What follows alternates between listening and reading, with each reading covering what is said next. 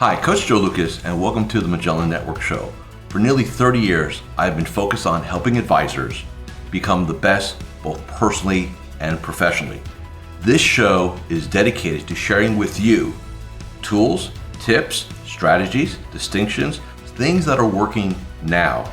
I'd love for you to take a moment, and if you're watching this on YouTube, click the like button and also the subscribe button so you get automatic updates. And if you happen to be listening to us on a podcast, make sure you're subscribed to the podcast and you leave a positive review for us. Now, with that said, let's get to today's episode. Hi, it's your Coach Joe Lucas, and welcome to this episode of the Magellan Network Show. In this episode, I want to have a conversation with you about why your work environment matters, right? And whether your work environment is actually back in the office, or it's out of your home, or it's in the RV, or anywhere in between, why the place that you spend a majority of your waking hours has a dramatic effect on your mindset, your mood, and your productivity, right? So that's gonna be our conversation today. But before we get into that, let's just have a quick conversation about, I've been asked, I get emails and messages about, why do I do this show? And I love to share. So if any of you have done any training in the 6 human needs, which if you don't know what the 6 human needs are, I radically recommend that you Google it and do some research on it. If you go down that path, it will have a profound impact on your personal development, on your lives, on your business and everything. And this is like a little sidebar conversation. So for me, one of my top needs or who I am is I'm all about contribution. I'm all about giving back. I'm all about helping. And that to me is one of the most important things I do. So when I do these shows, right, if you go to my, hopefully you follow me on my YouTube channel, you subscribe to it, there's like 1,200 videos there that I've done over the last 12 years. And because I just work and coach at financial advisors, that's all I've done for nearly 30 years, I have a very unique place in the industry of how I view things. So really what this podcast, videocast, show is about is just my experiences, what I see, what I notice. A lot of times, quite frankly, like where do these topics come from? They come from just my client work, inside a conversation with a client I've had for 25 years or somebody I'm working with for the very, very first time. These are kind of, to quote Dick Wolf, ripped from the headlines, right? So with that being said, let's pivot into today's conversation.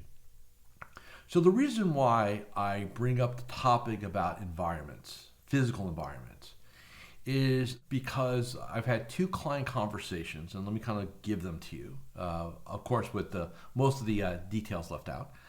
Basically is this.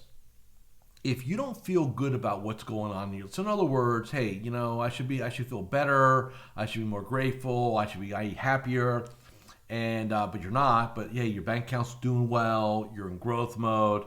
Like if you look at things externally, like I should be really, really thrilled, and yet for some reason why I'm not.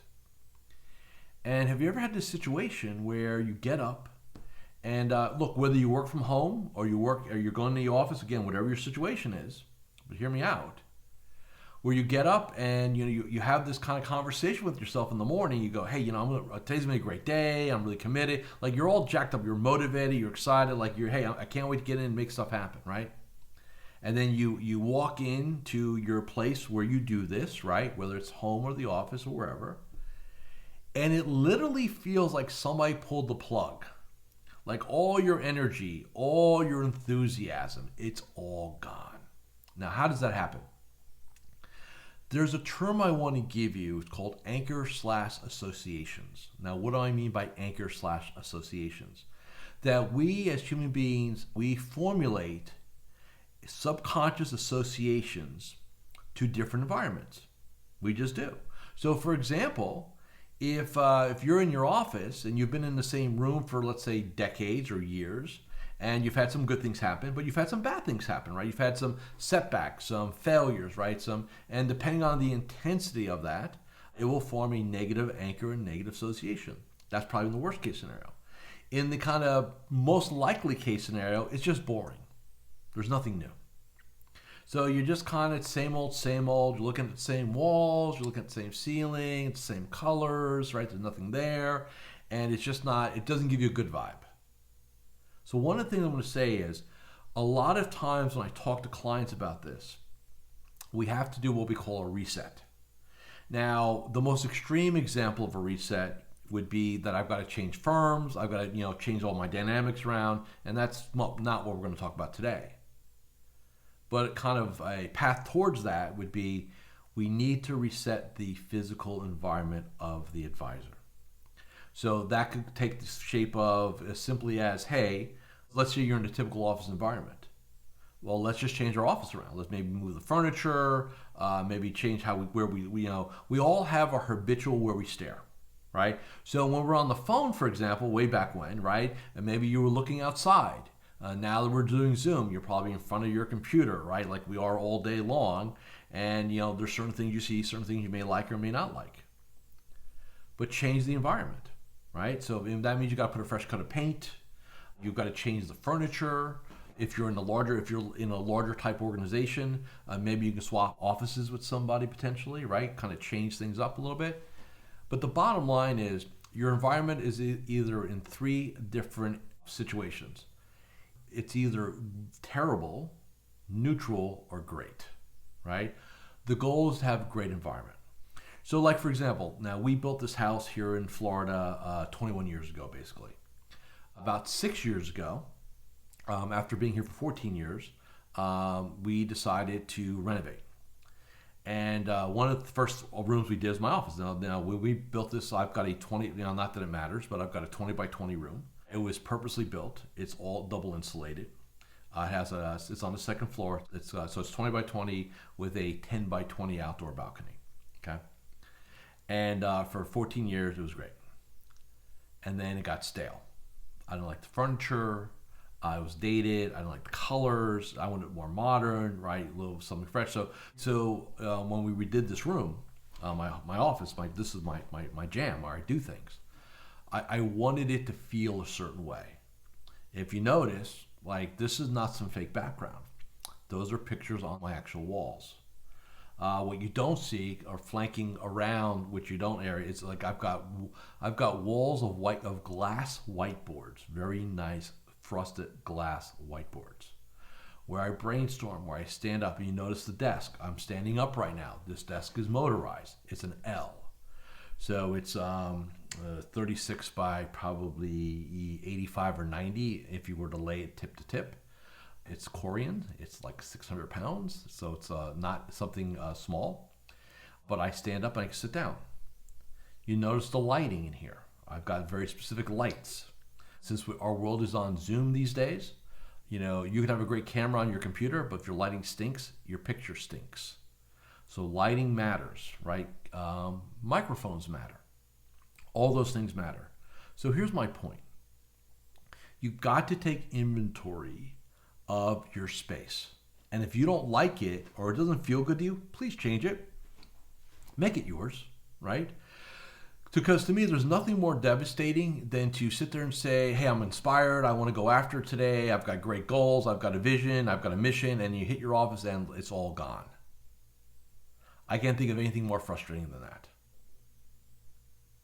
So what you want to think about is, and again, if you're in an office environment, what can you do? Can you paint the walls something other than contractor yellow? Can you get rid of those terrible fluorescent lights and maybe put different lighting in? For example, I've got, we're getting close to, it's going to be fall pretty soon.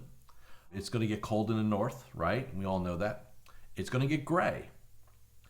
And so, do you need natural light bulbs, for example? In other words, like here in Florida, it's not saying it's always sunny here, but winter's kind of nice here. It's not hot, it's drier, and we tend to have some really nice sunny days.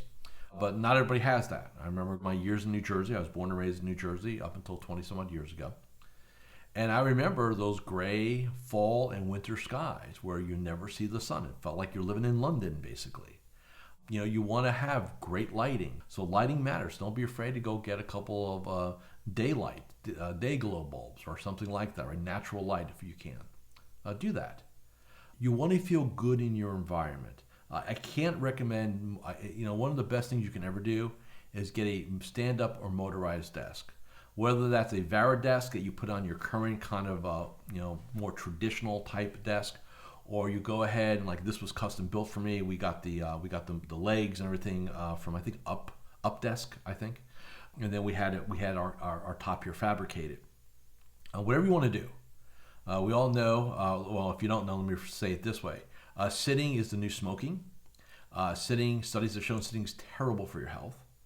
Many advisors spend their entire careers on their butts. Not a good idea. So you want to stand as much as possible. I stand probably anywhere from 5 to 8 hours a day when I do my thing. Okay. When I'm in tactical mode, like doing this conversation, doing Zooms with my clients, I'm always standing. Always standing. Why? You just have more energy, you're engaged, you just have a better version of you. Bottom line, right? So standing desk to me is a non-negotiable. Proper lighting, non-negotiable. And then after that, quite frankly, it's all about aesthetics, right? So I happen to like ocean. I love the ocean. I'm a water person. So if you look at the photos behind me, you can really see two of them very clearly. But there's another two flanking, and guess what? They're water pictures, right? So anything to do with oceans and skies, and that's just my jam. Blues and purples and grays, and that's just my sweet spot, okay? So I created my environment to serve me. I can be tactical up here. I can be strategic up here. I can sit up here and read just on a Sunday or a Saturday. I like it that much, right? From that perspective. One of the things I always recommend my clients, so, in this day and age, chances are you have a couple offices. You may have your traditional office at your office, right? So whether you're an independent RIA or you work at a large firm, you may have a place that's actually more of a traditional style office. And then for most of you, you'll probably have a home office. Sign of the times, right? And then for some of you, in addition to that, you may have a second home. I've got clients that have houses they have an office in the Northeast, they have a home in the Northeast, but they also have a second home here in Florida, right? So in other words, now we got 3 locations. Here's the point. I often have heard in the past, well, hey, I'm going to go in my office today. I said, well, it's a strategic day. Why not just work from home? Oh, it's just easier because I got more screens, more monitors, stuff's right there. I get just easier for me to do business or to get stuff done. And so that no longer is a good excuse. So here's what I'm going to say. You need to have your tech/infrastructure mirrored. So whatever you've got in your office, you have in your home office. Whatever you have in your office, your home office, they have a second home, goes in the second home office, right? You want to really set yourself up. I believe the more real estate, the better when it comes to monitors. So for me, I have a 27-inch iMac Pro, which they unfortunately discontinued. But I also have two, which you do not see, two 49-inch Samsung curved 4K monitors. So I've got 27, 49, and 49. I got a ton of real estate here. I can open up probably 12 windows and be able to read them if I needed to, not that I do. It just makes me hyper productive. Forget the computer. These monitors were, I think, $300 or $400 each, right? Maybe a little bit more. So $1,000. I've got all the screen. So if you're doing $500,000, $1 million, $2 million in your business, what's $1,000 to replicate it at home? What's another $1,000 replicated at another home, right? Stuff like that. Now, for some of you who are more notebook or laptop oriented, right? You can Google this. You can now buy LED or LCD, whatever one's more up to date. Little monitors that sit on the back of your notebook computer, and you can have 3 screens. They're 12 inches by 8 inches or something like that. But you can have multiple monitors now on the laptop, which I have downstairs with my travel laptop. It's an iMac, or MacBook Pro, I should say. I've got 2 other monitors I can kind of attach magnetically to the back of it, and I can have the kind of almost replicate what I have here, just in a smaller version. Point being is that your environment matters and how you want to approach productivity. I don't care what your goals are. If your environment does not support your goals, does not support feeling good, change it, right? Be totally cool with that. All right, and just remember, this is where these environments are where you're going to spend. If you look at it from, say, not that I look at the world from an hourly perspective, but you're going to spend a bulk of your waking adult life going forward in these environments. Make sure they serve you, they support you, they feel good, and they look good. All right, nothing worse. So here's a quick sidebar, and then we'll get you out of here for our conversation today. There was a time not too long ago when prospects and clients used to come to your office. And I'm sure, and some of you would say, well, we're going to put them in the conference room because we don't want them to see the office, because the office literally looks like a bomb hit them. So if your environment is in chaos and your physical environment is disorganized, you're going to feel like you're in chaos. You're going to feel disorganized.